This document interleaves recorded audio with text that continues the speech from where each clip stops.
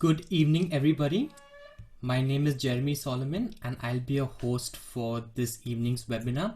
We are very excited to be here, and I want to thank everyone who has taken their time out of their busy schedules to register for our webinar and join us this afternoon. Like I said, my name is Jeremy Solomon, and I will be the host for this evening. We have to understand that this is an online event, and it being online, we have an amazing tech team behind to guide us through this event. However, we do hope that the internet holds up on everybody's end, and if in case there is a lag of any sorts, we will rectify it as soon as possible. However, I do request that if you are facing a lag and it is continuous, that you would leave the webinar and join once again. We will be streaming the webinar live on YouTube and Facebook at this very moment. So in case you know somebody who wanted to be part of the webinar but did not get a chance to register for it, you can direct them to Oasis International School's Facebook page or YouTube page, where it is being streamed live in real time. There will be a question and answer session as part of the webinar. We did get a lot of questions in from when you have registered for this. We will open up the question and answers to be asked during the session as well. And we will probably be taking questions from YouTube and Facebook as well. However, bear in mind that for the lack of time, we may not have the capacity to answer everybody's questions. So bear that in mind. We are planning future events revolving around same or similar topics, and during which we can explore these questions more. There is a chat feature that is over there. However, I do request the attendees for this webinar not to use the chat section unless it is very important. For the most of it, we will be leaving it off, but in case it is open, try not to use this unless it's very important or necessary. We do want this webinar to be, for the most of it, a two-way conversation. We know that it is not completely and 100% possible on a setup like this, but we will be having, like I said, the Q&A, and we'll be having polls as well. So we would like for our attendees to participate in this poll, in these polls, so that we understand where you are and what you think about different aspects of the new education policy. Coming to the very crux of what this entire webinar is about and who we have on our panel, we have an amazing panel of eminent personalities from different walks of the Indian education system. Together, they will shed some light on the new education policy as part of Oasis International School's Reimagining Education. And to run all of this and to moderate today's webinar, I would like to introduce a founder and a trustee of our school, Ms. Aisha Masood. Ms. Aisha Masood has over 25 years experience in cross-functional leadership building for non-profit organizations. Ma'am founded and managed Oasis International School and developed it into a reputed independent international school.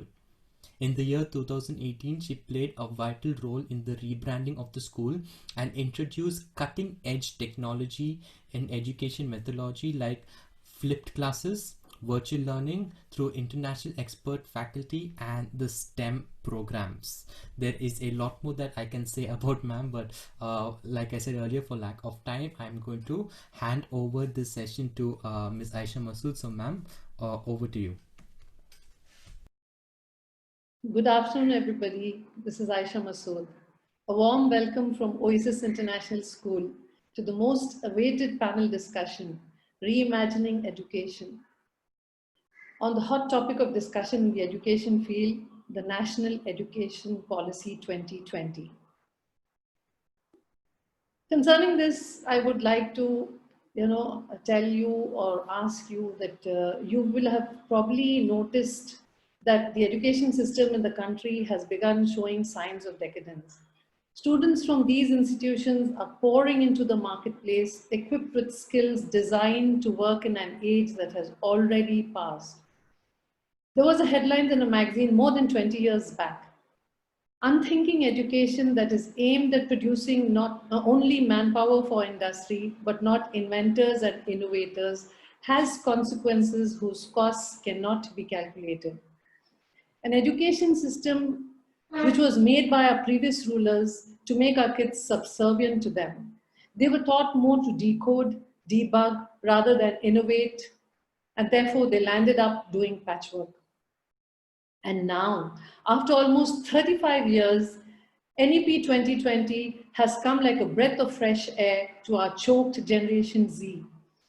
Let's see what the NEP states in its introduction. It says, education is fundamental for achieving full human potential, developing an equitable and just society, and promoting national development.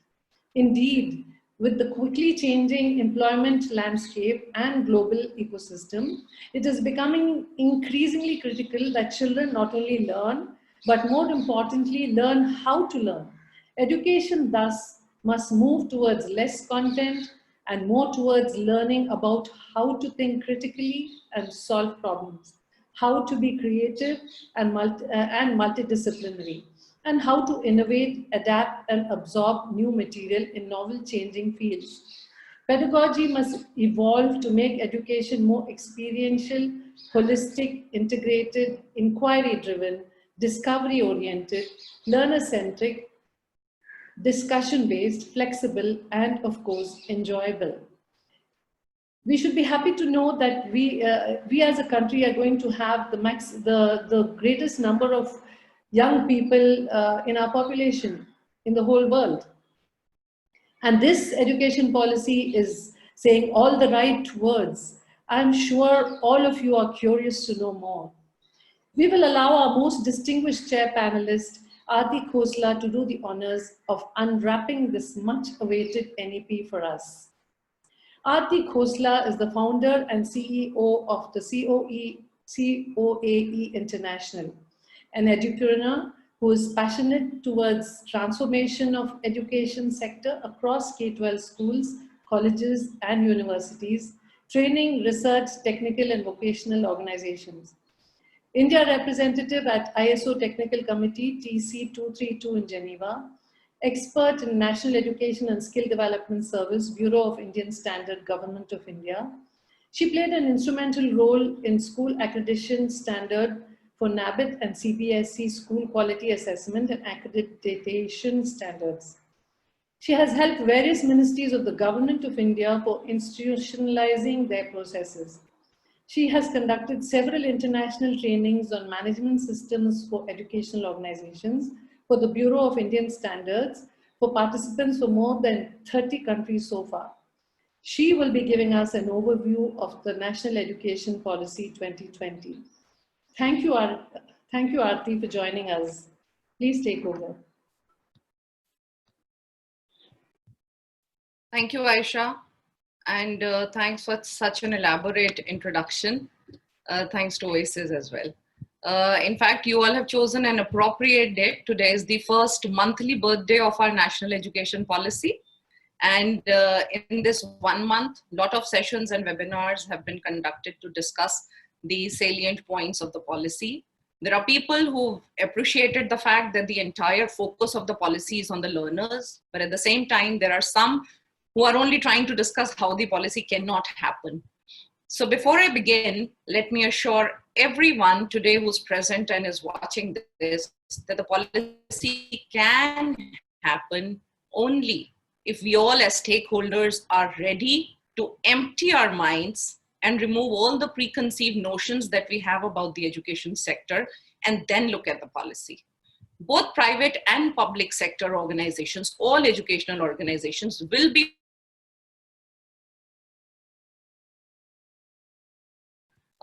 going by the topic for today, which Oasis has chosen, the new educational policy, reimagining education. I think we should only touch upon the practical aspects of this document today in this webinar so that people get the real value. And in order to understand the new perspective, I would request everybody to only consider the fact that several brilliant minds have worked on it. And this document has already gone through multiple stages. As we all know, the Committee for Evolution of the New Education Policy under the chairmanship of Mr. Subramaniam, the former cabinet secretary, submitted its report in May 2016. And then based on this, the ministry prepared a document to get the inputs from the general public. And after that, a panel led by the former ISRO chief, Mr. Kasturi Rangan, we all know, had submitted the draft of the policy to the Union Human Resource Development Minister, which is now we all know is the Ministry of Education. And finally, then the draft was put in the public domain to get the feedback from various stakeholders. And I don't know how many of you are aware, more than 2 lakh suggestions were received by the government about the policy.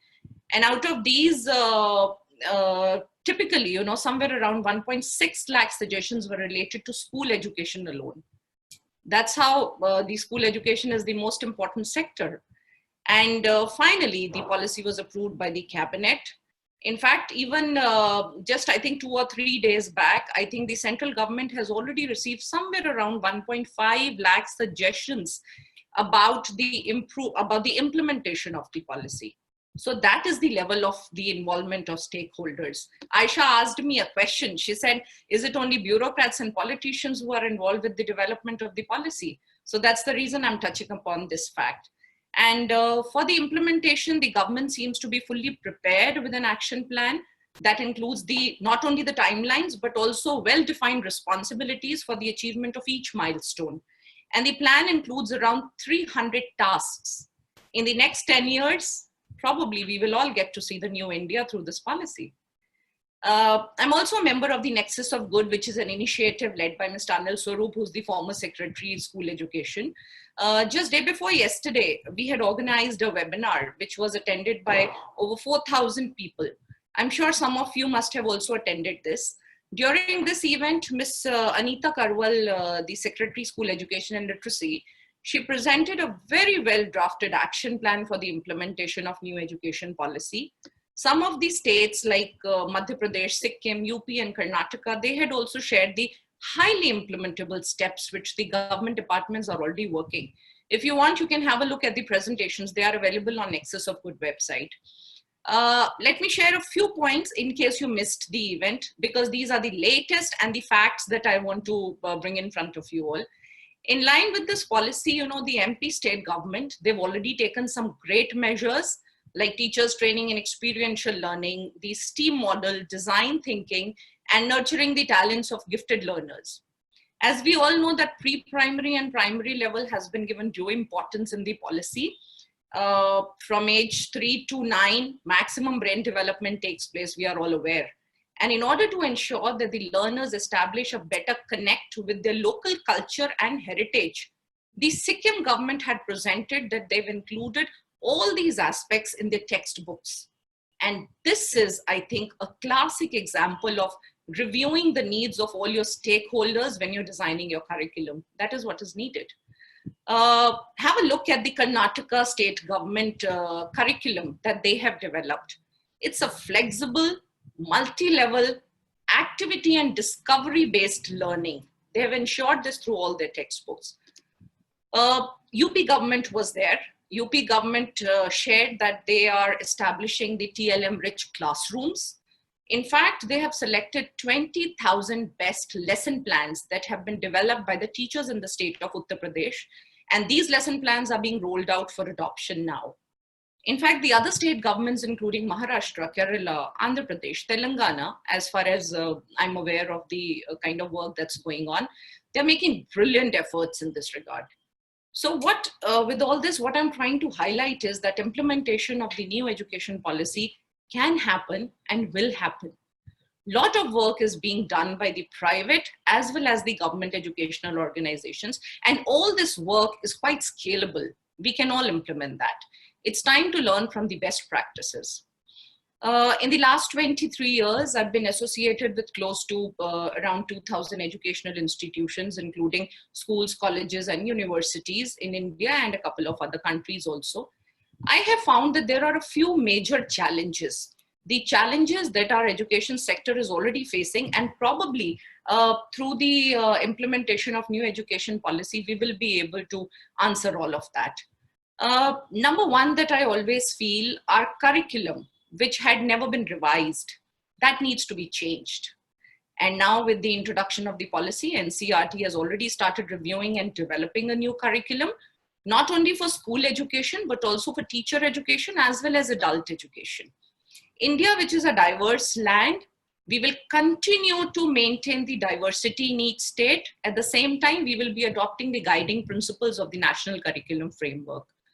Another issue is ensuring competence of the educators. The third very important, you wanted to say something?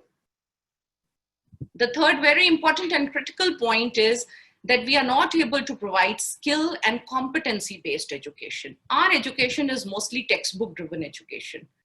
And we all need to understand that skilling cannot start from the undergraduate level.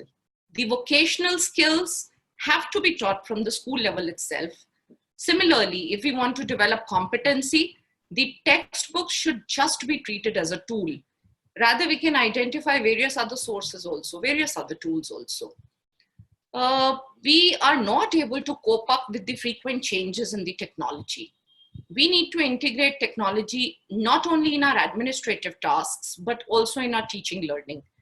When I'm visiting the educational organizations, I'm always surprised to see something. Generally, when I'm asking questions, I carry out audits in the schools. So when I'm asking questions, majorly the ERP systems or the technology-driven platforms that the schools are using, they are probably used only for either fee collection or managing your transportation or your attendance management. There is no plug-in of the monitoring of learning outcomes with our technology. And that is the core purpose why we are all here in the education sector. Another two areas that I have seen as challenge across all the schools is that we are not able to ensure inclusive practices. And last one is that there is no regular monitoring of our systems, how well our educational system is performing. Most of these challenges, I'm sure they'll be tackled once the implementation starts. I think there are two questions that all of us need to ask ourselves. Number one, are we going to wait for the government to issue the compliance guidelines and then we'll start implementation? Number two, will the educational organizations implement the policy because that's the mandate from the government, or do we really want a paradigm shift in the education sector? So this is, I think, a choice between being mandatory and being voluntary, between need and want. So we all have to take this decision. This guideline, this framework, it's available to all of us. Can the educational leaders not immediately prepare their own action plans? I think we all can do it. We are all quite experienced, the ones who are running the schools and colleges. We don't need to wait for any guidelines to start this work. So I think that's the food for thought. And later, if the time permits, I will also talk about a few actionable points, which based on my experience, I know schools and colleges will be able to implement even before the guidelines are published. Let me briefly touch upon the salient features of the policy. And then I have the other panelists who are going to talk about these features one by one. We all know that the starting point of the implementation is the National Curriculum Framework, and this work is going to be finished by 2021. The systems of various countries has already been studied, and based on that, our textbooks are undergoing revision, and probably by the end of 2021, most of the classes will be having the new textbooks.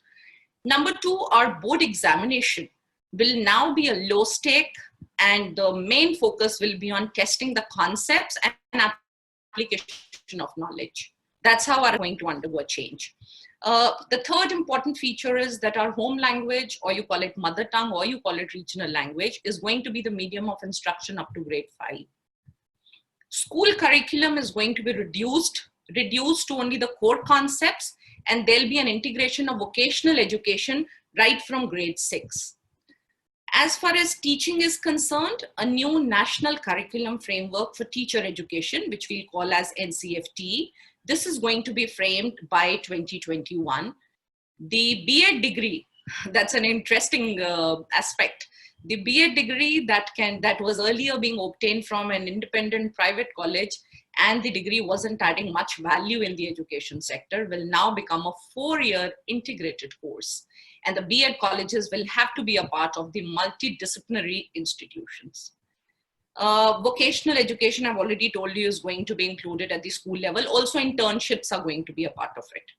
Then the assessment reforms. All our assessments are going to be competency-driven assessments, where we are able to test the analytical ability, critical thinking, and conceptual clarity of our students. As per the holistic multidisciplinary education, the policy introduces a broad-based, a holistic undergraduate education with flexible curricula.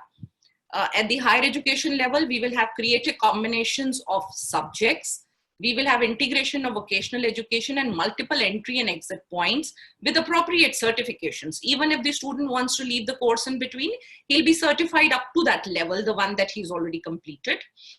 And the multidisciplinary education and research universities, they'll at par with the IITs and IIMs of the country, they will be set up as models of best multidisciplinary education of global standards in the country. Higher education, as you all know, it's going to be governed by one common organization called Higher Education Commission of India. Through intervention using technology, they'll be monitoring. And public and private higher education institutions, they'll be governed by the same body. The school system, our 10+2 system, is going to now be divided into 5-3-3-4 format. I think everybody by now is quite aware on that. And the schools will not have any rigid formation of streams of arts, commerce, science. Students can take up whatever courses they want to take. I think these are some of the important features, but we need to remember just one thing before I hand it over to Aisha. We need to remember just one thing, that nothing can change overnight. It will take its own time, but we all need to adopt a highly structured approach. That's it. Over to you, Aisha. Thank you very much, Arti, for this clear and fair understanding about the forward-thinking NEP. You have brought out very good features about the NEP, the most important being the change in assessment and assessment reforms that are going to happen. Once you change assessments, teaching methodology changes automatically because the teacher has to teach towards those assessments. So far, we were calling it formative assessment, but they were summative in nature. We need to change all of that. And with the teacher education being planned by the government, that will be really brilliant. Because like you said, we need to empty our minds and remove everything that we have of the past to be able to absorb the new policy in full form. And you also spoke about the credits that are going to be accumulated.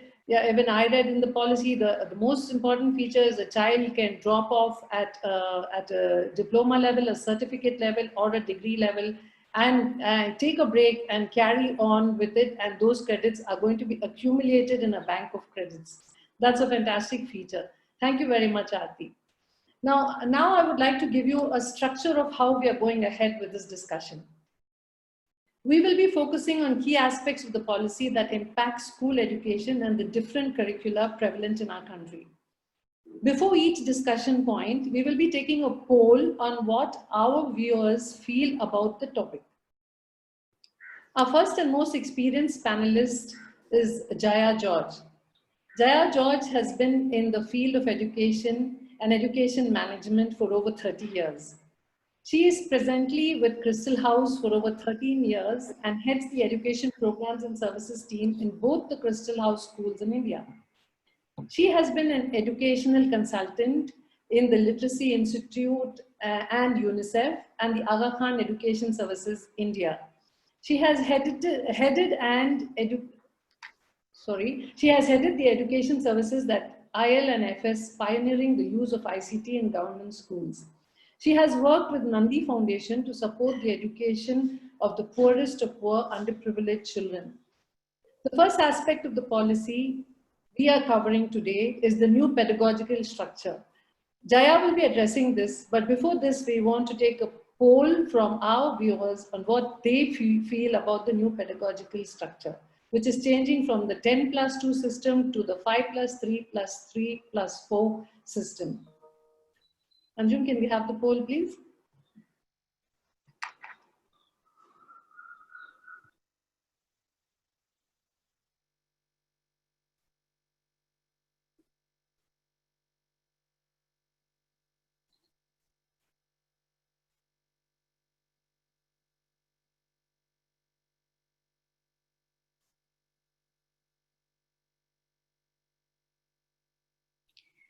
Hello, everyone.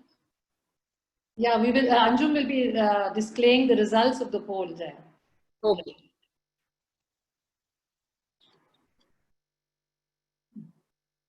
I told her don't.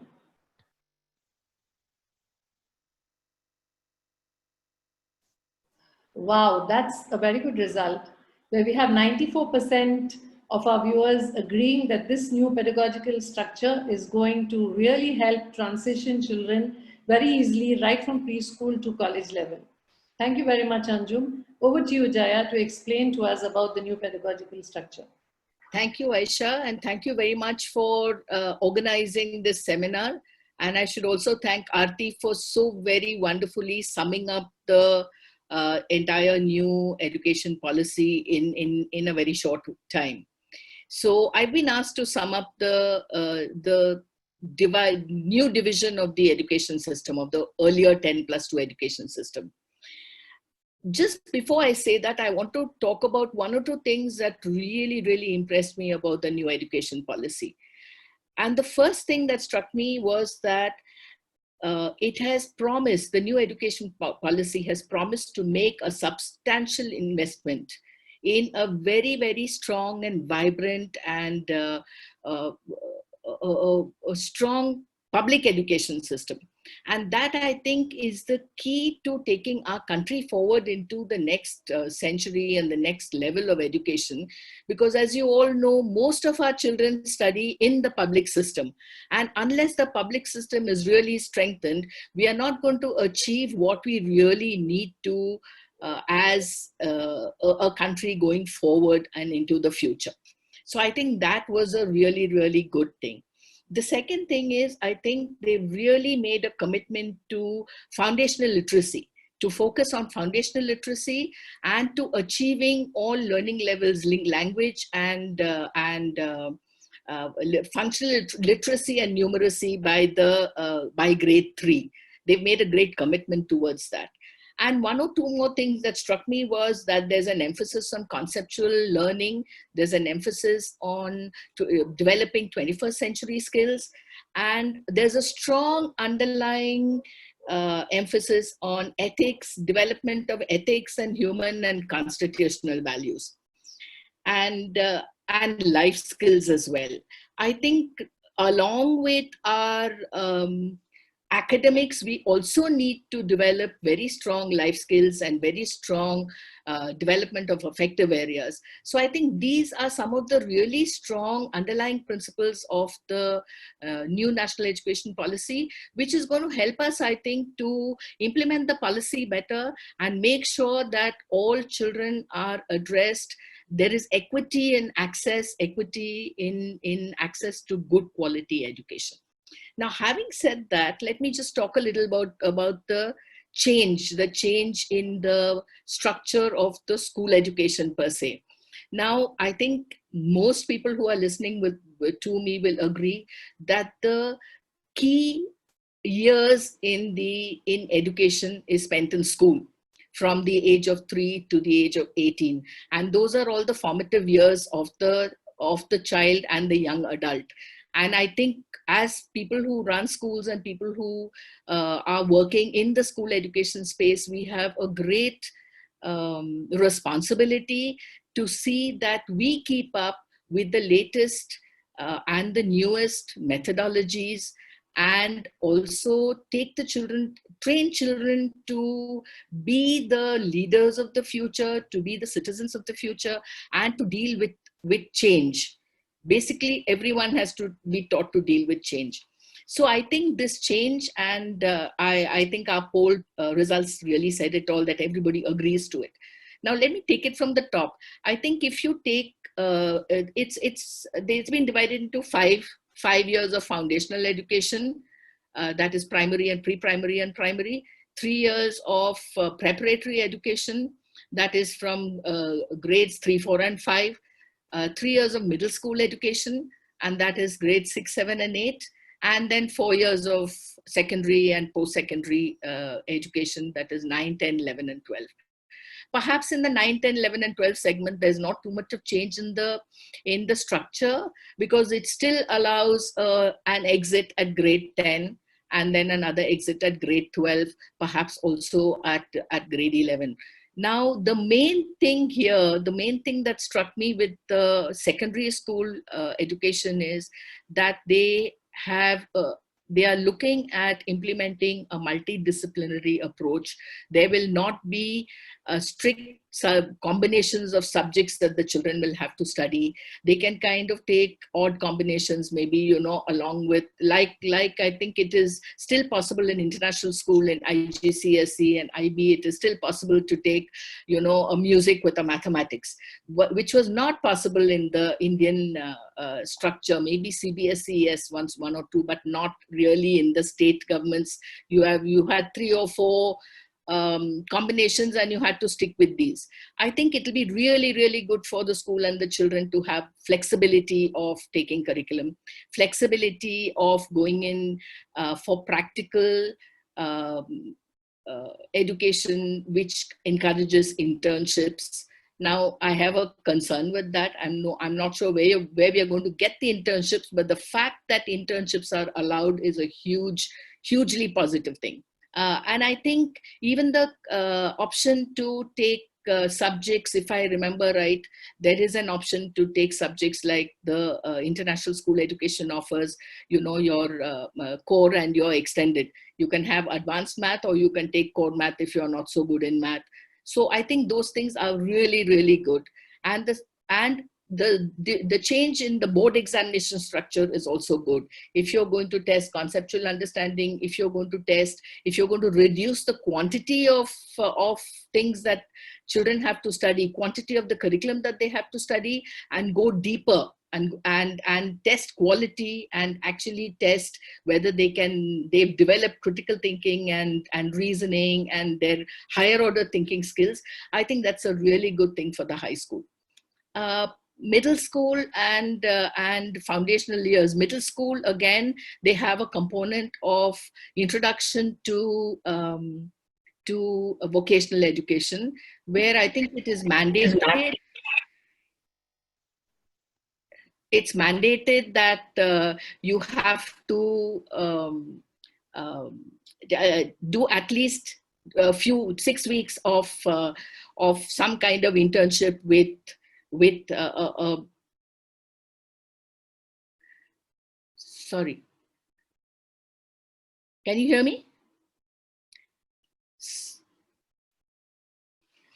Now let's come to the foundational years. The foundational years are like span classes from grade pre-kindergarten and nursery to grade 2. And I think that's a really, really good thing, because you've taken the pressure away from the young children to do a lot of book-based and textbook-based education. You're bringing in a lot of playway methods, you're bringing in a lot of games, and you're bringing in a lot of hands-on activity oriented learning, which I think is really good and will develop the children, because from the age of 3 to the age of 8 is when all the learning windows are open in the minds of the children. And I think maximum amount of effort has to be put into that area.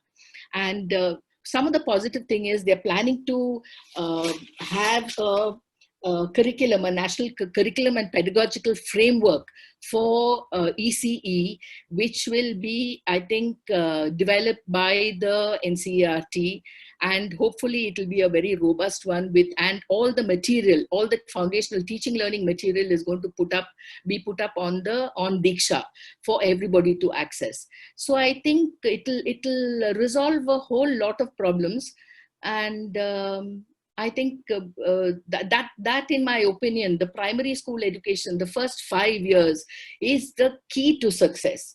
If we can get those first 5 years right, all these years, I think our weakest link was preschool and primary school education. And you may have read a lot of reports which said that, oh, we've gone and done an ACER, or we've done a test, and a large percentage of the children don't have basic literacy and numeracy skills. So maybe this new approach to preschool and primary school education is going to resolve a lot of our problems, and I think we'll probably succeed. one or two things that strike me is a few challenges that I can see in the future is really the training of the preschool teachers. A lot of the Anganwadi teachers, a lot of the Balwadi teachers, a lot of our primary teachers are not that equipped to go into this. So I can see that it is going to take a lot of time and effort to train, but where there's a will, there's a way. And I think we can do it, and we must do it. We must do it if we can get the preschool education, if we can get the early childhood education in this whole spectrum of school education from kindergarten to 12, if we can get the first 5 years right, I think it will lay a great foundation for the remaining part of the education, your foundational years, your preparatory years, your middle school and high school will do really well if we can get the foundational years right. And the government has done a very good thing by saying that most of their effort will be into making these foundational years in school really, really robust and strong. So over to you, Aisha. Thank you very much, Jaya, for your insights and advice. They really reflect your maturity and experience in this field. Can you hear me? Yeah, I can. What you spoke about strengthening the public system is really an important feature that needs to be, looked at, because so far the public system started at age 6 when grade 1. So they didn't have anything called the preschool, which was like an Anganwadi, which wasn't given too much of, robust attention to. So that would, I think, really give a good foundation to the child whose brain development happens up to grade 8. Up to age 8. And this will definitely strengthen the public system. And our system was always, bottoms up.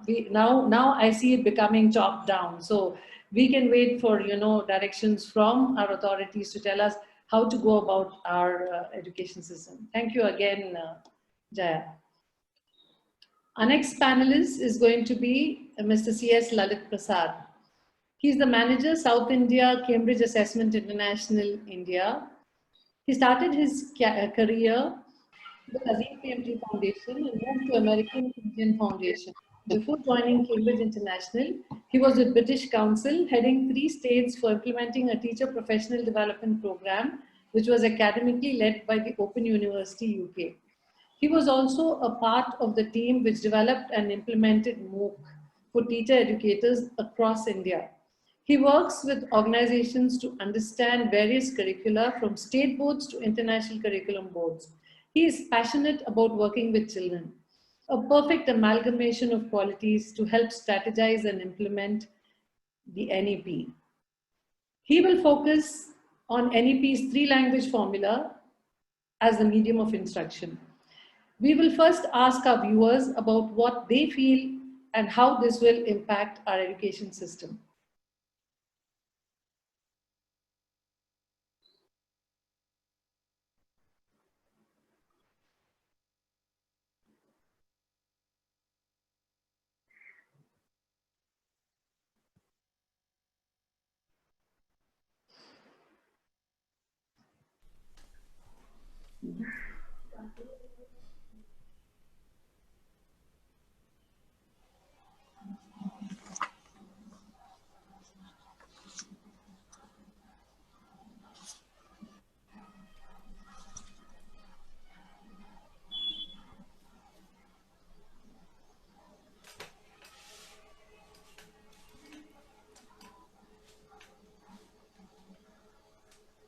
Anjum, can we have the results, please?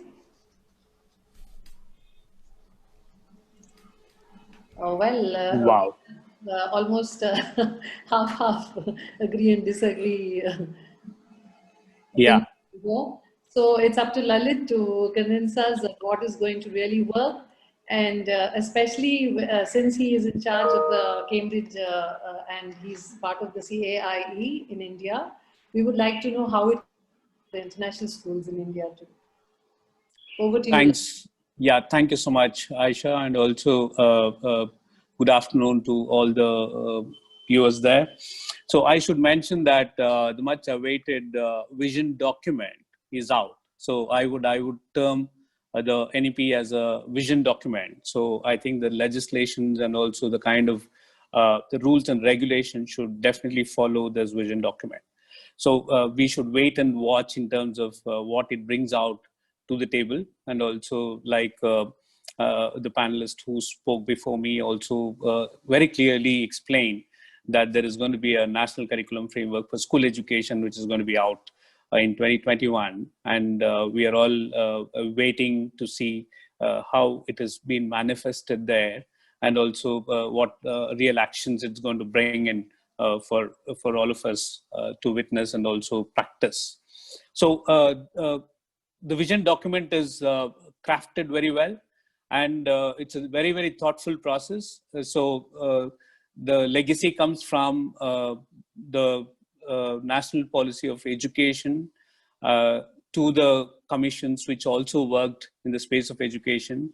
And then, of course, the bigger document which came in 2005 was National Curricular Framework. And then it was revised again in 2012. And now we have ultimately a new education policy which has come to all of us.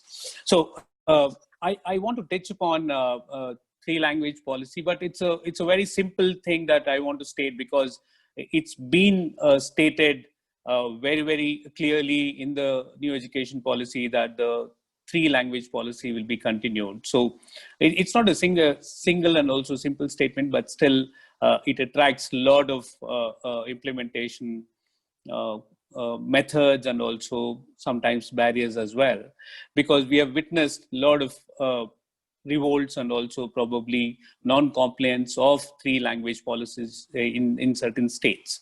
And we know some of the states actually went to the Supreme Court to contest this, and also probably that's still not been sorted completely.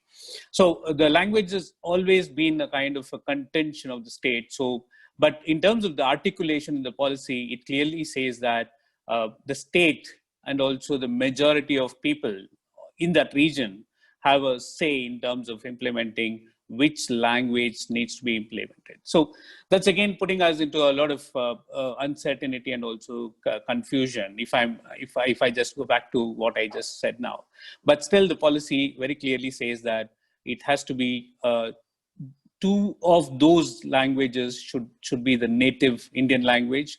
One could be a foreign language. So that's how I think the policy clarifies that. And as I said, when we witness and also when we see those national curriculum framework for school education, we are going to get more details. But I just want to mention few important things. I don't want to kind of merit them or demerit them, but still I thought that these are significant things that are being stated in the policies. So as Jaya was mentioning, that the foundational literacy and numeracy, I think the literacy, when anybody talks about literacy, it means that the language development is happening. And also we all know, and also we heard our panelists saying that the development of language can happen more swiftly in the age group of 3 to 8, which is our foundational stage here in the new education policy. So there is a lot of stress and also a lot of emphasis that has been given on the language development, and also the more number of languages that you kind of educate our kids in that age group, I think it's more important, or it's more easy for them to grab those languages. However, the point comes now is, I think, the mother tongue. So the policy also emphasizes on the use of mother tongue. So the mother tongue, or it actually states as a home language. So home language could be the mother tongue or the language that is being spoken in the local community. So how do we create those kind of situations and also probably create that conducive environment for a child to think? Because the language is not just a language or a subject, because mostly we all tend to confuse a language as a subject, but language runs through all other subjects, because we need to encourage children think in that particular language. So the home language would play a very, very crucial role here. And there is also provision in the policy that I came across that the skill of the regional language would also be a meritorious point in terms of teacher recruitment. So they are very conscious about getting the home language being implemented, at least in the foundational and also till the middle schools. So I also wanted to mention some of those pedagogical interventions that this policy has sounded very well. So when I was going through this policy and also understanding it even more better, so I learned about storytelling as a pedagogy. And we know that this has been spoken more in lots of our conferences, seminars, and also there's a lot of workshop that happens. But can we bring that storytelling in a proper sense, and also in the spirits of storytelling, and also can we integrate that as a pedagogy? So this is something that has been spoken in the policy. Um, so that's one thing, and the other important thing is also the bilingual approach. So can we enable the teachers to use the bilingual approach? So what is a bilingual approach? So the content would be taught in two languages. So this is in some of the international boards, so the bilingual approach has already been considered and also followed. And this point is being stated in the policies and this policy, and also we need to wait and see how this will be implemented, because when a board or when a country is going to implement bilingual approach, I think the skill set of the teachers are very, very important. And also we need to be very, very careful in terms of the recruitment of teachers and also the professional development of teachers. So there's another important, and also, I personally like this activity. They call it as the Languages of India, as a fun project that has been developed, where a child is given chances to work on a language, many languages, and also that's also been made a kind of a mandatory sort of for the middle school to take up this fun project, the Languages of India.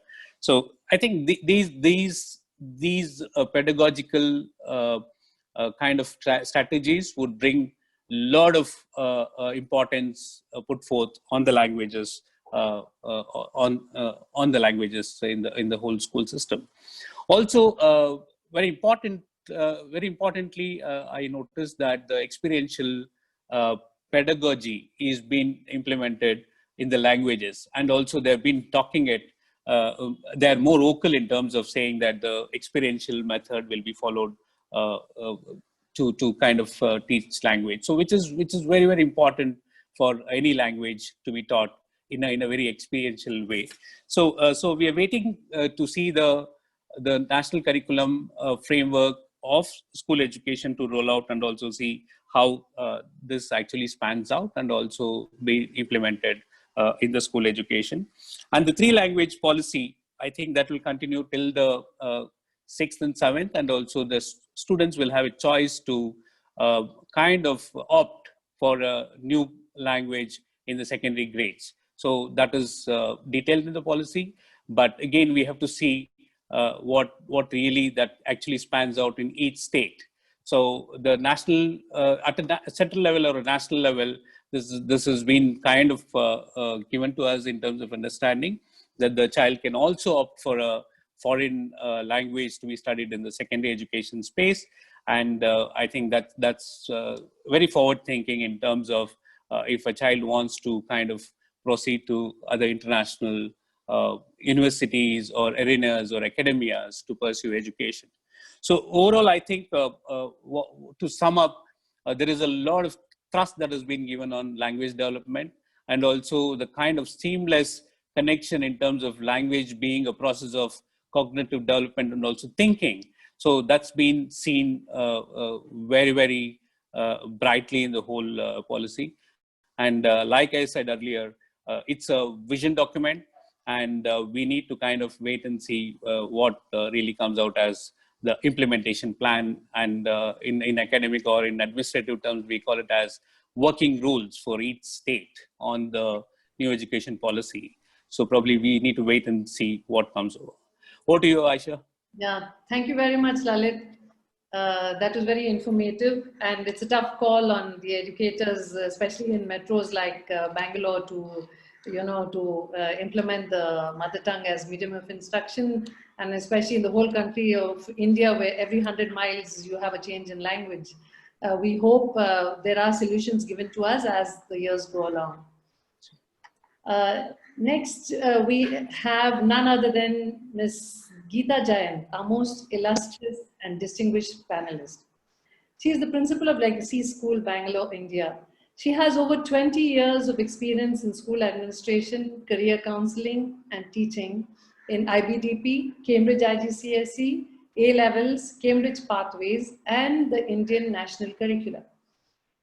She is an authorized school evaluator for CIS NEASC school accreditation. She is a member, Global Advisory Board of St. Andrews University, Scotland, and IE University, Spain, and School of Education, Christ University, India. She has been invited to premier universities like Cambridge to contribute in the symposium on global perspectives.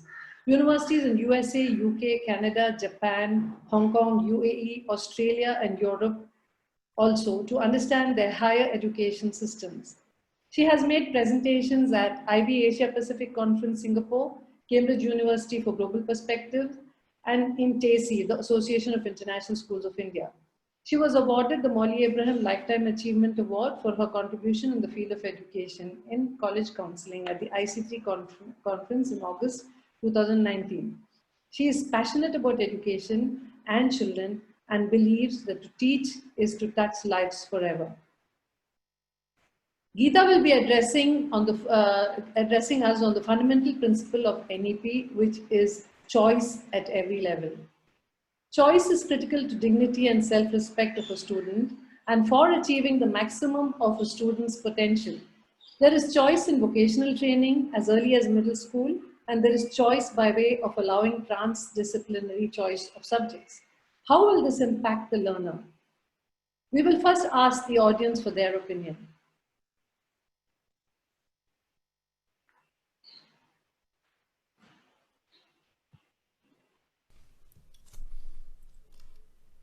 We are extremely glad to have audience participation in this webinar. It gives us a completely different insight into what our audience is thinking about this topic. However, I should say that with this poll and the next poll, if you can have everybody vote in, because we can see only about 60 to 65, maybe 70% of everyone has been voting. And also we will be closing the poll a little sooner. We'll probably leave it open only for about 20 to 30 seconds. So if everyone can vote within that time frame, it will be great.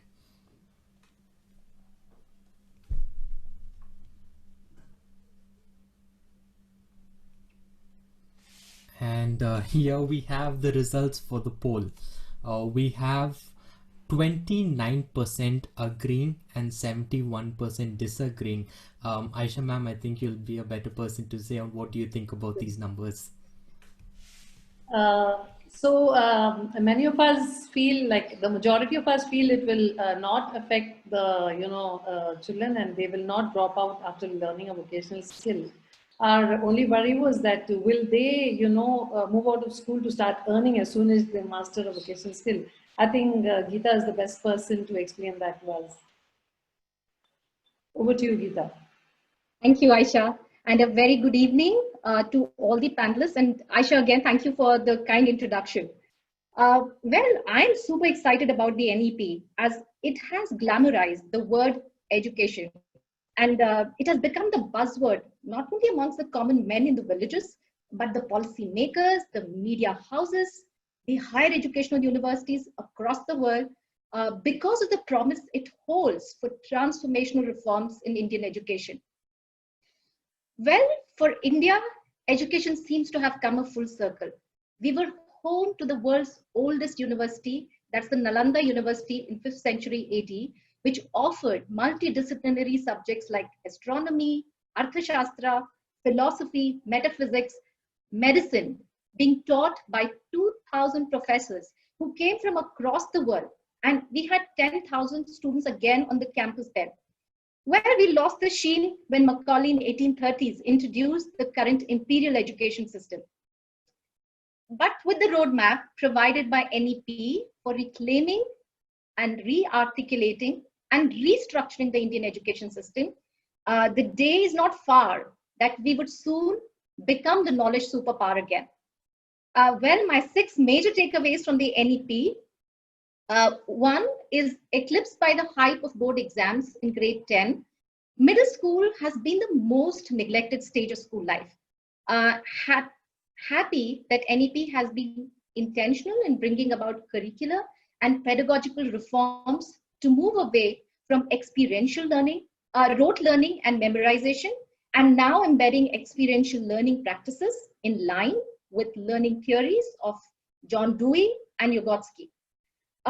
This reminds me of my childhood days when I was in school, and we used to get, I got full marks just because I had mugged up the periodic table, which I still remember. Hydrogen, helium, lithium, beryllium, boron, carbon, nitrogen, oxygen, fluorine, sodium, magnesium.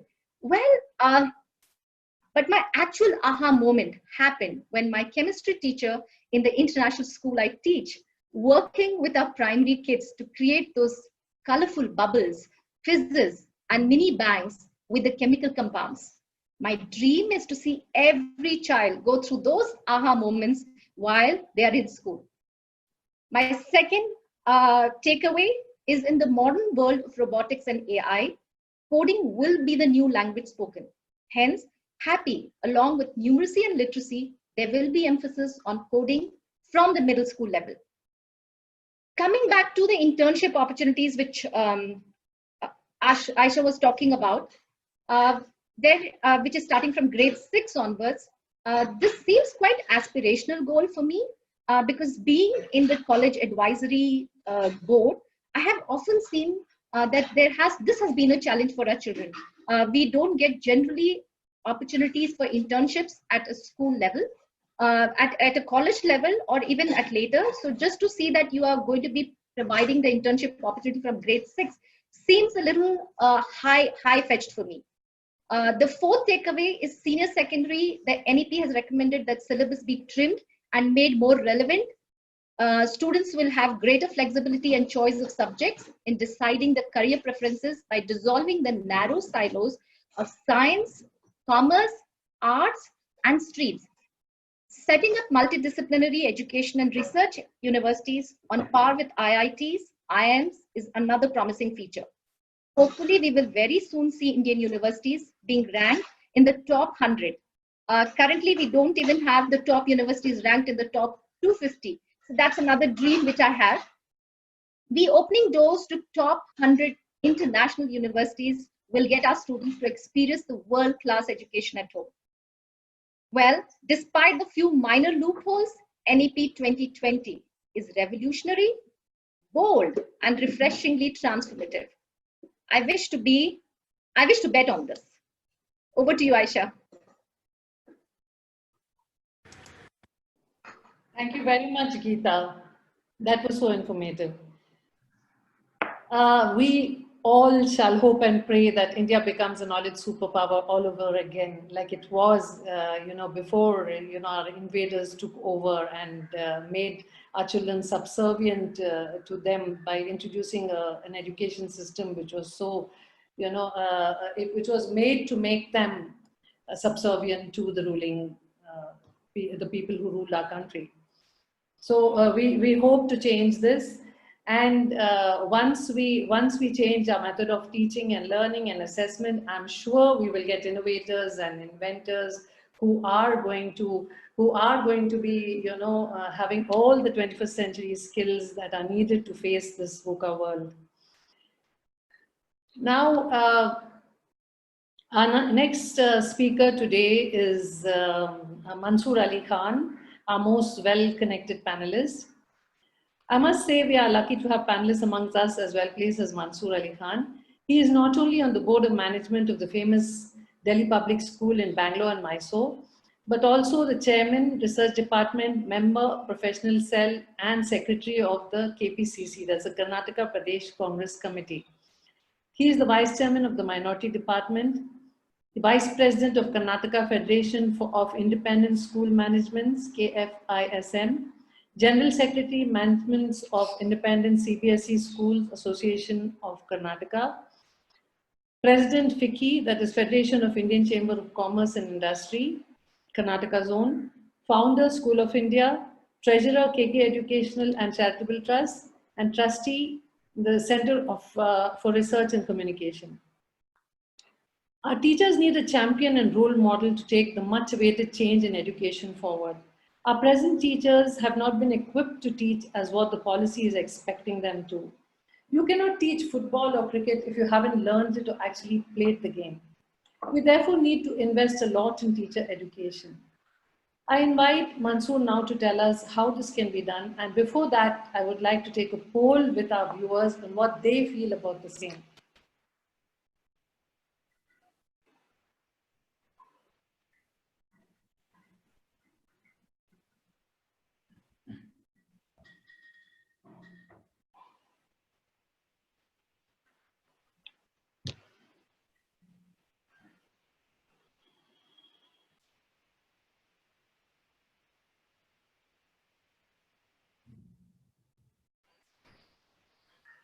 I'm so happy. All of us agree. All of us agree. We've got 92% people who agree that teachers need to be trained. And we want to ask Mansoor what he thinks are the proposed ways that institutions can raise funds to meet this need of their students and communities. Over to you, Mansoor. Good evening, everyone. First of all, let me congratulate Oasis International School and Aisha and team for hosting such a wonderful discussion. So, as we all know, the National Education Policy 2020 was quite an awaited event from the last 4 years. And finally, the policy is here. And since it is a progressive and elaborate policy on, as far as a policy on paper is concerned. So, but I would like to say that this is a great vision, but which has to be matched by the implementation. So, because when you see the earlier education policies of 1968 or 1986, each education policy has been framed at that point of time and what the need of the hour was. Let it be 68, 86, and later on a few changes in the education policy. And now we have an education policy of 2020, which should give a new foundation with because post 2000 education with the advent of internet has changed. The world has become a closer place. And so if this policy has to be successful, one very important aspect is that the governments, let it be central or the state governments, should realize that we need to make massive investment for a country like India into the education sector. What I like about the new education policies is that it recognizes there is a great and a massive learning crisis in India. And to address that learning crisis in India, you need very, very importantly, good teachers. If you go by the figures, what the government wants to do, they want to get nearly 2 crore children back to school, which may require by 2030, that is, which may require a lot of teachers, a lot of infrastructure.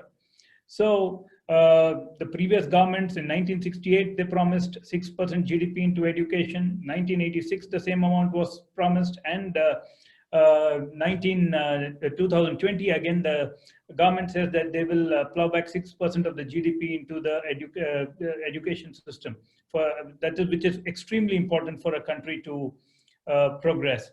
And going forward, what we've done actually now, even if you take, I don't mean to be critical of any government, but what I'm talking is about a system. So please don't consider this as a criticism of any particular government, but what I'm saying is by the past history of the implementation of the policies in India, we've been quite poor in implementation. I'm not going to go into any of the governments, but as a system, our implementation has been extremely poor, and that's why there has been apprehensions. Nothing to find fault with the national education policy.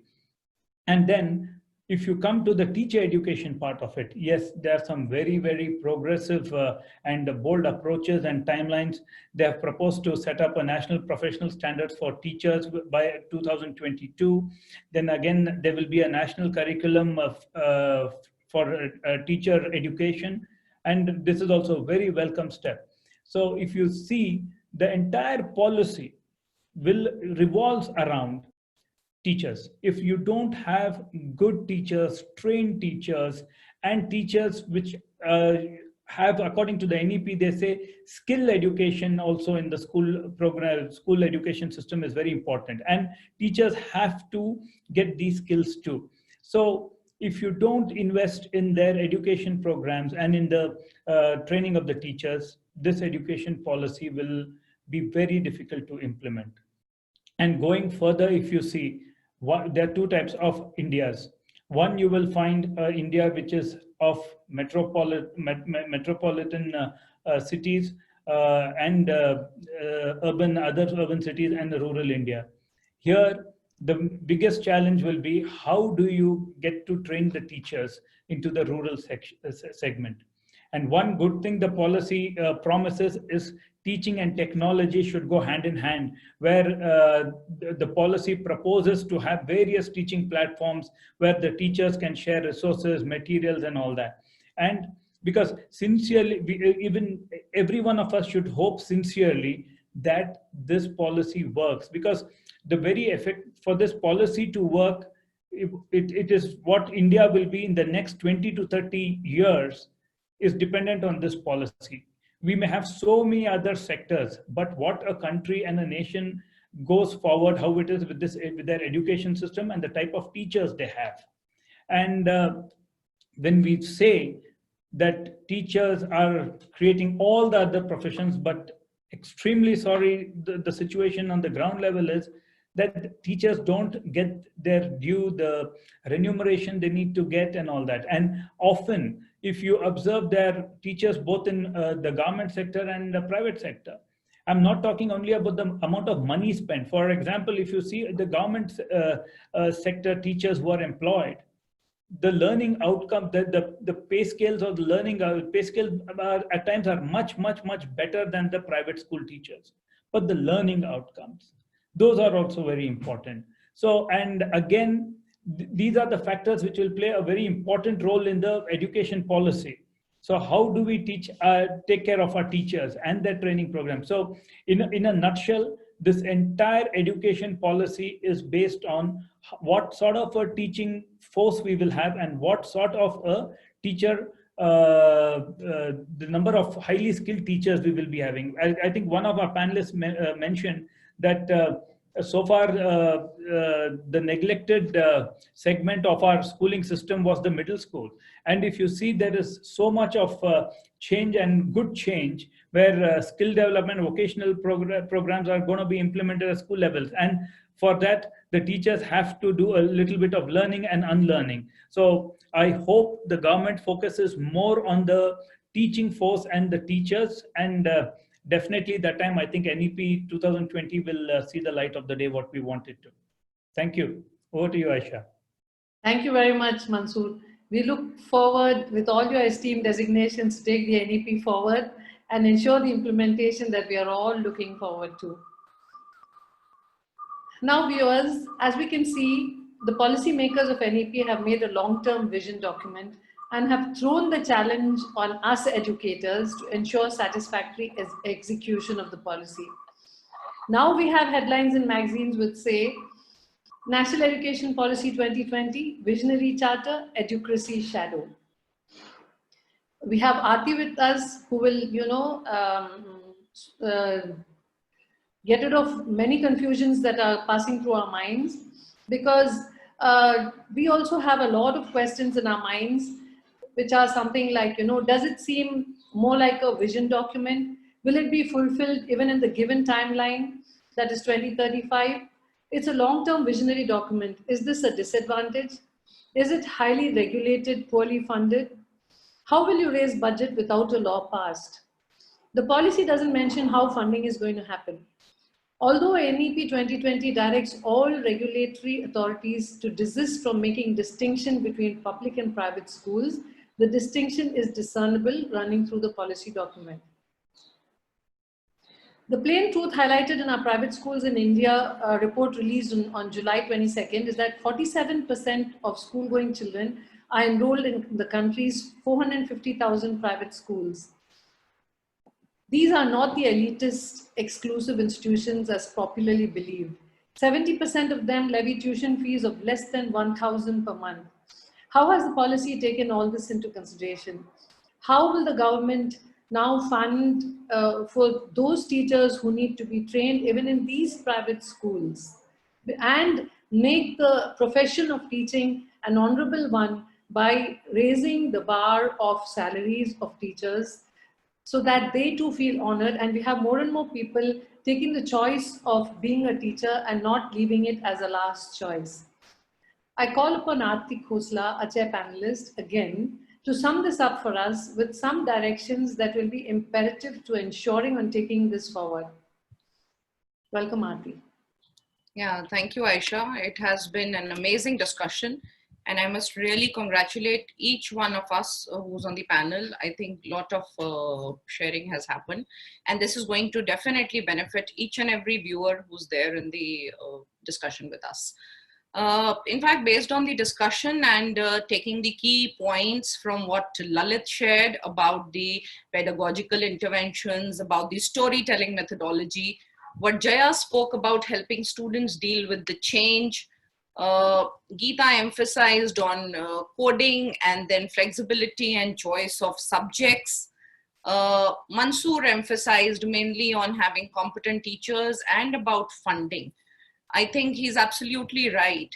So what I know from the kind of discussions that are happening and my involvement with a couple of things at the education sector, a very good implementation plan is there in place. As I mentioned at 4 o'clock also, around 300 tasks have been identified and proper timelines are there, responsibilities are there for each and every milestone. So it will definitely be implemented and it will be implemented well. But what has to happen is that it has to start from us. It has to start from each one of us. As I mentioned in my opening remarks also, let us not wait for the compliance guidelines to be issued by the government. Let us start taking actions at our own level, whatever we can. We are all experienced educators.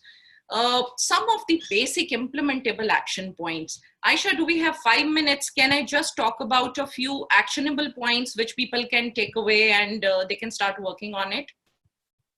Yeah, sure, Arti, you can go ahead, yeah. And we'll try to, make it crisp, and I'm sure everyone wants to hear about the... Yes. So that we just don't talk, we also know what we need to do. So I think the implementation guidelines would take some time, but immediately what we can start doing is, number one, let's look at our educators. And as we all know, educators being the main drivers and the lifeline of education system, that's what Mansoor also mentioned, they need to be prepared well. Unless we ensure that the competence of our teacher is towards being a facilitator for a learner-focused delivery, and we need to build the competencies of the students, NEP would not flourish. So let us start motivating our educators. Please do define every key person's role, responsibility, and accountability in your institutions very clearly so that our educators get ample time to upgrade their skills. I don't know how this will sound, but I have been to various organizations where I majorly see that the teachers are involved less in teaching and more in the other administrative tasks and events. So we need to ensure that our teachers are able to focus clearly on teaching and learning. And also very important is, please train those teachers who need to support the learners with special needs as well as gifted learners. So please go back and chalk out plans to do this. Number two, very important point is, in order to provide confidence to all your interested parties, all your stakeholders related to the consistency of your system, effectiveness and efficiency of your school systems, please define your processes very clearly and regularly monitor your systems. I think that regular monitoring of the systems is missing at a large scale in our educational institutions. The third point that I would say is we are not used to a risk assessment. Please carry out a risk assessment which can affect the output of your system and the overall result of your processes.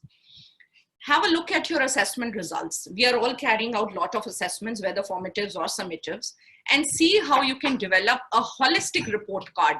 That is going to be the need of our in future. So start brainstorming on that with your teams. In 2023, we all know that the board exams will undergo the change for the first time. But we can start preparing our learners at the high school level for a competency-based assessment. For the assessment of other classes also, the assessment criteria can be defined together by the teachers as well as learners both, so that the criteria is very clearly understood by the learners. You know, there is a lot of confusion. Learner doesn't know on what parameters is going to be assessed. So let that be very, very transparent with the learners. Another important point is probably we can start integrating the assessments with our teaching learning process. Let your assessments no longer be a standalone process. It has to be a part of your teaching learning process itself. Another very, very important point for all the heads of the organizations, all principals, please do not be just the administrative heads. No offense to anybody, but you need to, this is the time, and that is what NEP is also going to highlight. This is the time when you need to upgrade yourselves to lead the academic initiatives of your institution, and please do become the pedagogical leaders. That is what is the need of the hour. As we have already spoken about the home language or the regional language, yes, we cannot afford to drop English as a language because that will certainly impact the communication skills of our children in future. But we can try to start the transaction of some technical concepts till the primary grade by using the mother tongue more frequently. Just see the impact. Maybe in the next few months, you'll be able to see the impact, how it happens. I have seen in a lot of countries, in fact, even in India also, a lot of schools where till primary grade, we are all teaching in home language. It has a better impact on the conceptual clarity of the students and achievement of the learning outcomes. I think I can just talk about two final points and then we can close. Start ensuring that you take care of the mental health and well-being of your learners. Ensure that you have competent counselors. I think that is going to be a very, very important and a pertinent area in future. And lastly, please do develop an ongoing focus on improvement. Have a lot of brainstorming sessions with your team. Sit together and see how you can improve your system. Probably with this focus, you will be certainly better prepared to react to changes in your education system. You will be able to create new opportunities for yourself. I would just refer to what Mansoor said, that our previous experiences about the implementation of policies has not been really very great. I would like to repeat what I said earlier also. Let the proactive actions begin with each one of us. And let us see, probably in the next 10 or 15 years, we'll see a new India. We should be very sure about that. Today, in fact, while sharing all my thoughts on the NEP, I'm reminded of just one quote by Paulo Freire. He said, education doesn't change the world. Education changes people, and people change the world. So with that, thank you very much. Over to you, Aisha. Yeah, Arti. Ladies and gentlemen, this is Arti of ISO Chief Auditor, ISO 21001. It reminds me of our audit which she did, and she granted us the ISO recognition, and the Oasis is now registered with the ISO 21001. And thanks to Arti guiding us and auditing us and, you know, helping us with all the points she just mentioned, which are so important to a school being, you know, process driven and not just people driven.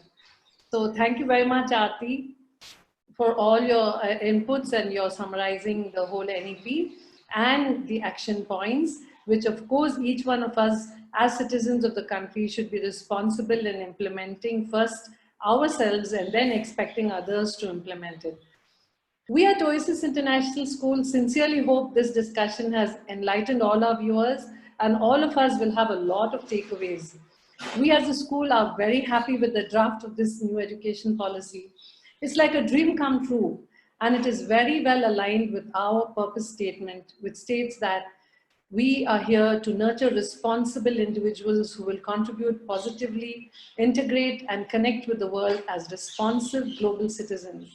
And what do we do to achieve this? We create an inclusive, nurturing, and holistic learning ecosystem, leveraging global best educational methodologies to empower students with the freedom to learn, to grow, and to progress. And we are very happy that we have started doing this some years back, and it will be very easy for us to implement the new education policies.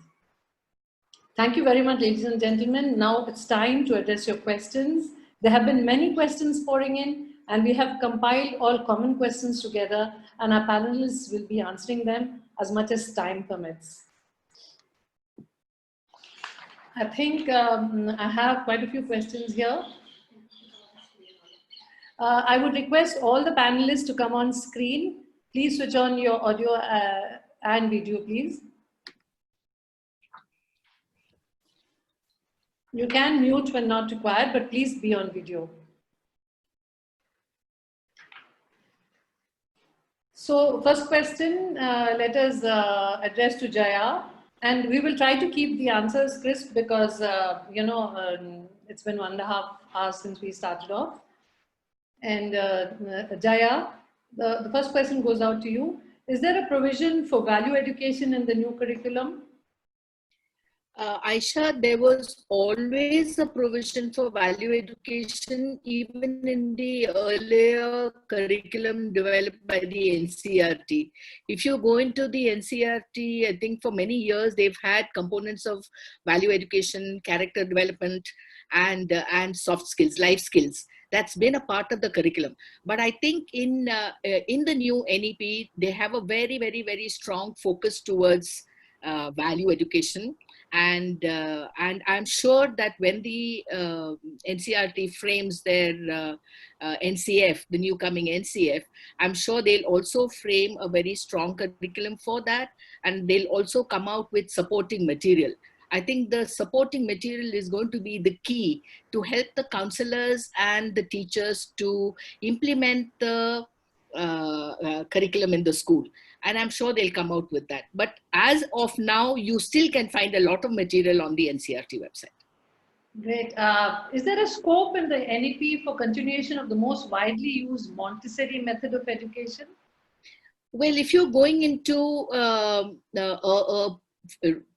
complete focus on primary education, early childhood years, and you're talking about playway, you're talking about, doing by learning, you're talking about development of cognitive, psychomotor, and affective areas, definitely you will have to use Montessori methodologies, because Montessori methodologies, if you look at Emilio Reggio, Montessori, Steiner, they all concentrate on skill development at an early stage. They all concentrate on development across the cognitive, affective, and psychomotor areas.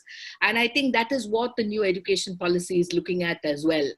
And I think that with the development of a very strong pedagogical framework, which the NEP is looking at, and with putting up material to help teachers to implement this on the Diksha website, I think you can integrate not only Montessori, but also other methodologies into the primary and primary education, early childhood and primary education. Thank you very much, Jaya. Next question to Lalith. Will the NEP affect the current competition in academics, which is so rigorous and highly competitive? I don't think, Aisha, because the pedagogical strategies would have changed, but I think the rigor is maintained because when you talk about the deeper subject knowledge and also the conceptual clarity and things like that, I think the NEP is also encouraging that. So probably I don't think we are going to compromise anything on the rigor as such. And also, if it is implemented in the true spirits, I think there is always a very, very good chance. And also, like all of us spoke, I think it would stand out in the international education space very well in terms of acquiring those necessary things in terms of conceptual clarity and things like that. How will it affect the international schools in India? I would not use the word international schools, but I would say that schools with international curricula. Yeah, yes. So probably I think it would not, because as of now, the Association of Indian Universities still recognize the international qualifications. So in the draft policy, we had a mention of board of assessment, and also in one of the sections in the new education policy, we say that there is going to be a consulted efforts to bring all these people together, like the stakeholders. So as of now, I think there is no change, or I'm not able to perceive any change in terms of the schools which are offering international curricula. Mansoor, what do you think is the role of parents and guardians in helping their wards adapt and embrace the NEP? See, they play a very important role, the parents and guardians, in adapting the new changes and this thing, because definitely the policy, the education system, everything requires the support of the parents. And even when the policy was being made, there were a lot of suggestions taken from the parents associations and the groups as well. So for the data, like how they are students, teachers, and are the stakeholders. Parents also are the stakeholders, and they form a very important part for the NEP to be successful. So their involvement is absolutely necessary. Thank you very much. What would be the single most useful investment that school management boards can make in their schools to take the NEP forward? See, the single most important investment is into the training of the teachers and the change in the education system what we are trying to get in. So each institution will have to take the onus and responsibility to invest in their teachers and the training methodology and the required infrastructure. So that would be extremely important, because if we don't invest in the training and making the teachers know what's expected out of the new policy, so then we will not head anywhere. As I agree with what Arti said, that each one of us have to start implementing in our own way the policy. So I think that investment will be very important, especially there will be a lot of private schools who are better off than the budget schools and a few rural schools, but we can take the head start, and we can do what's necessary. And sometimes when I am telling a few facts of the past, my intention is to just, there should be somebody who should be showing the red flag, so that things are in proper perspective. And finally, in the interest of India, the NEP has to be implemented the way it has been, the vision of the NEP is. So that's the whole reason, nothing to be critical about any particular. So by having panel discussions like this and exchanging ideas, we understand each other better. And we take action, collectively. I'm sure about that. And the next question to you is, to you, Geetha. I would like to address this question to Geetha. How can we introduce better interaction and collaboration among schools, job market, and industry? What are the major advantages for students seeking to pursue education overseas? Aisha, well, I think I would like to break it into two parts. One is the focus on the 21st century skills, especially the 4 C's, that is the critical thinking, communication, collaboration, and creativity, along with deep conceptual understanding and research skills and soft skills, which gets embedded into our curriculum, will help students to smoothly transition. The second point, which I see in the NEP, is the stress on coding and the technical education. Both will enhance employability in the cutting edge areas like we have in artificial intelligence or big data analysis, machine learning, in addition to also areas in sustainable living. With these skills, I think our children would be the most sought after, even in universities or in the job market. Yeah, sure. How will autonomy to universities be an advantage? Oh, the current legislation does not permit foreign universities to be set up in India. So as part of an international drive, what I see in the NEP is they are trying to ease down the regulations and hopefully change the landscape for partnerships and exchanges with the top 100 universities in the country. This will probably make international education more accessible to our children, and also that we will probably be creating a lot of research which probably has been very deficient in the Indian system right now. Yes, I'm sure that's a real welcome change. Yeah. Arti, how different are professional requirements and skill sets that the NEP demands? I think the overall purpose of NEP is certainly not to make the students, fit for different jobs. Rather, by including the, I would say, the internship and the vocational institution, the focus is more on creating entrepreneurs. We don't say that, but I think that's what is expected. And as educators, I think we have a big role to play. And the way we have, in the current situation in the last 4 months, we have all adopted the online teaching, which we could never even imagine before. It's nothing less than a miracle. So if the schools can do this without putting in any resources, saving all the cost, and of course we all know what challenges we are all going through, but then at the same time, if this can happen, I think anything can happen.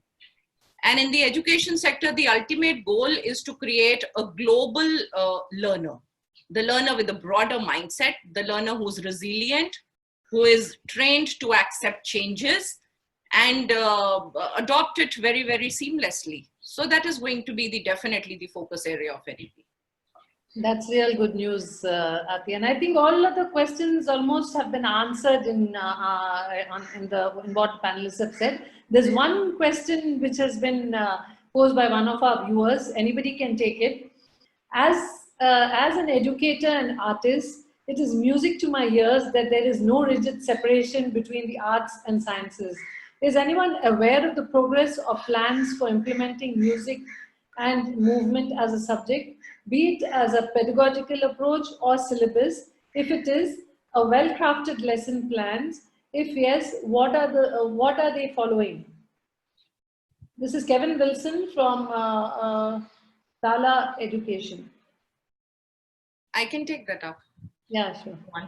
So I think, Kevin, you've asked a very appropriate question. Earlier, we were not giving due importance to the subjects other than we all know, the STEM subjects. So this is your art, music, and fine arts, the visual and performing arts. This is going to get huge importance in the new curriculum. And what you rightly asked is we need to have specific lesson plans for this. The way we teach the other subjects, similarly, we'll have to adopt this also. So that has got a very strong place in NEP. Thank you very much, Arti. Anybody has any other questions? Have any questions come in? Yeah.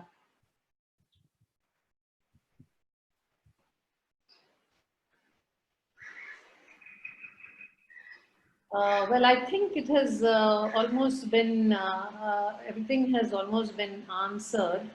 So I think it's time to wind up this session, and I'm so happy today. You know, I've learned a lot from all you panelists, and I thank you, Arti, Geetha, Mansoor, Lalith, and Jaya for speaking today at this webinar.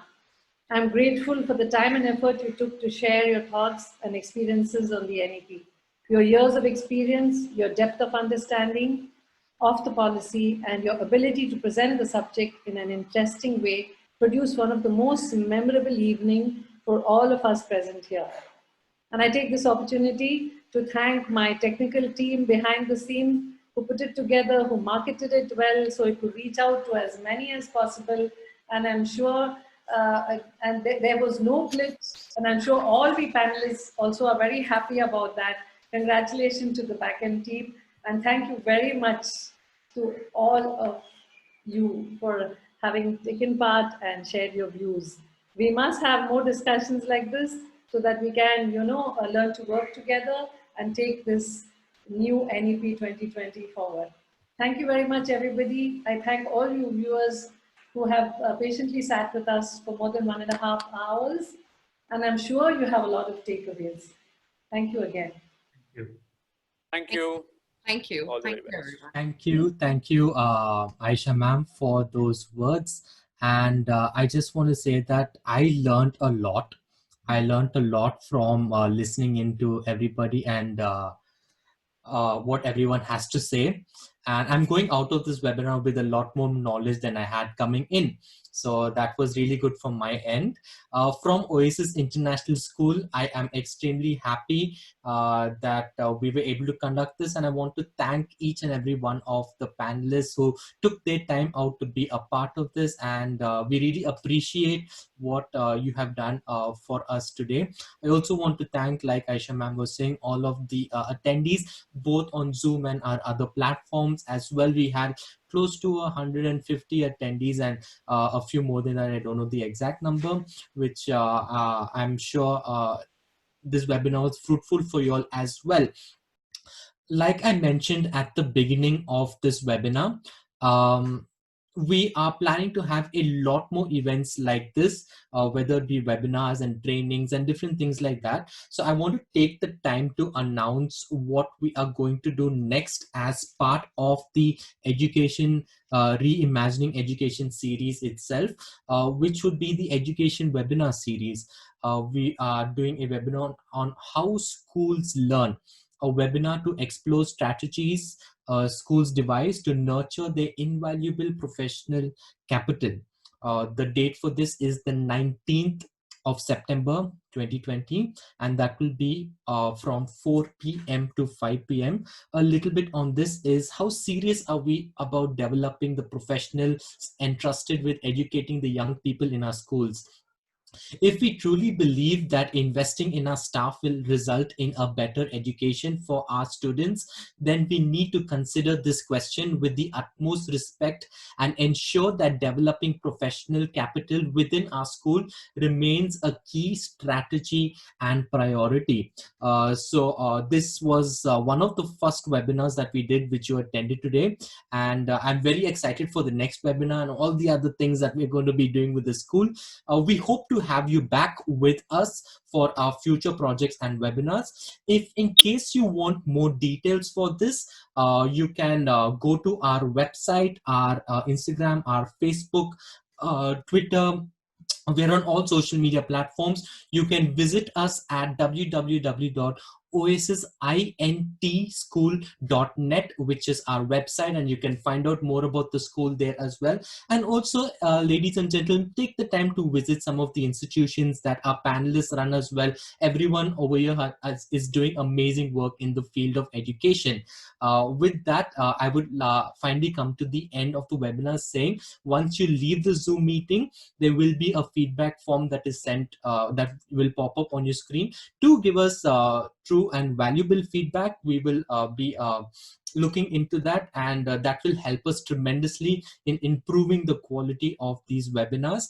And with that, I formally come to the end of this webinar. Thank you once again, and I will see you in the next webinar.